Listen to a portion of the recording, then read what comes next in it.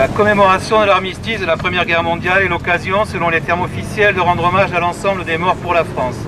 Pour la Ligue des droits de l'homme, cela signifie réintégrer pleinement dans la mémoire nationale les fusillés pour l'exemple, les mutins de 1917, les volontaires étrangers engagés dans l'armée française et les soldats originaires des colonies. Dans le prolongement de l'affaire Dreyfus, la LDH a, dès le lendemain de la Première Guerre mondiale, dénoncé les injustices commises par les tribunaux militaires et obtenu la réhabilitation d'un certain nombre de fusillés pour l'exemple, comme les caporaux de soins. Mais cela ne répond pas à notre demande de réhabilitation de tous les soldats injustement condamnés.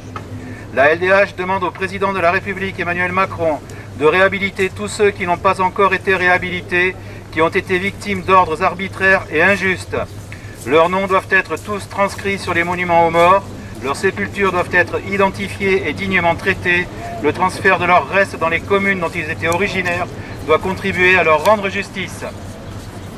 Si certaines avancées ont été obtenues, si des archives ont été ouvertes et des livres publiés sur ce sujet, la LDH considère que ce nécessaire travail sur ces questions doit être poursuivi et porté à la connaissance du grand public. En particulier l'histoire des mutineries de 1917 qui ont affecté les 2/3 des divisions d'infanterie engagées sur le front et de leur répression dans les bagnes coloniaux, compagnies de discipline et bataillons d'exclus qui ont concerné des dizaines de milliers de soldats et provoqué beaucoup plus de morts que les fusillés pour l'exemple. En ce qui concerne les mutineries, il importe d'éclairer en particulier le rôle joué par Philippe Pétain, nommé général en chef le 15 mai 1917, qui a eu recours à des procédures exceptionnelles en supprimant les recours en grâce pour hâter les exécutions et en isolant les soldats considérés comme meneurs pour les envoyer sans procès dans des bagnes coloniaux où beaucoup sont morts de traitements inhumains et dégradants. La Ligue des droits de l'homme constate que ce combat pour la réhabilitation des fusillés pour l'exemple doit continuer.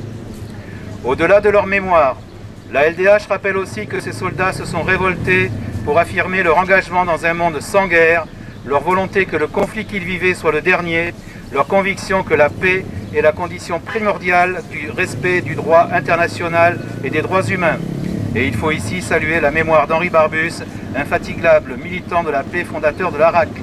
C'est pourquoi nous appelons, face à l'augmentation massive des dépenses militaires, à manifester pour des cessez-le-feu immédiats en Ukraine, au Proche-Orient et partout où les populations civiles sont prises au piège des conflits.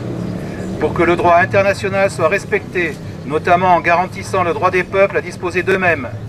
Pour que la communauté internationale agisse, non seulement en réaction aux crises humanitaires, mais en vue de construire une paix durable basée sur la justice, l'égalité et les droits fondamentaux.